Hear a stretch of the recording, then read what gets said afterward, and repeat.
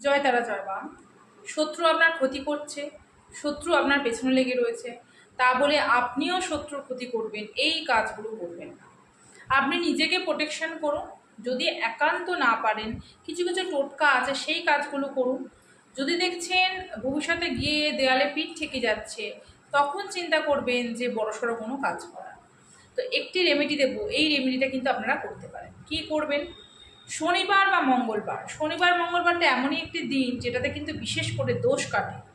তো শনি মঙ্গলবারে চেষ্টা করবেন কাঁচা হলুদ নিয়ে এসে আপনার স্নান করার আগে সেই কাঁচা হলুদ বেটে সারা গায়ে মাথা থেকে পা পর্যন্ত, আপনি বলুন বাচ্চা বলুন বাড়িতে যতজন সদস্য রয়েছে সবার ক্ষেত্রে করতে পারেন। কিছুক্ষণ গায়ে মাখার পর সেটিকে রেখে যখন শুকিয়ে যাবে দেখবেন ঝরে ঝরে পড়বে, সেগুলোকে কালেক্ট করবেন। কালেক্ট করে রাত ঠিক 10টার পর সেটিকে জ্বালিয়ে দেবেন। যে যত বড়ই শত্রু হোক না কেন, যে যত বড়ই ক্ষতি করে থাকুক না কেন, আপনার সব দোষ কেটে যাবে, আমি গ্যারেন্টি দেবো। এটা করুন, নিশ্চয়ই উপকার পাবেন। জয় মাতা।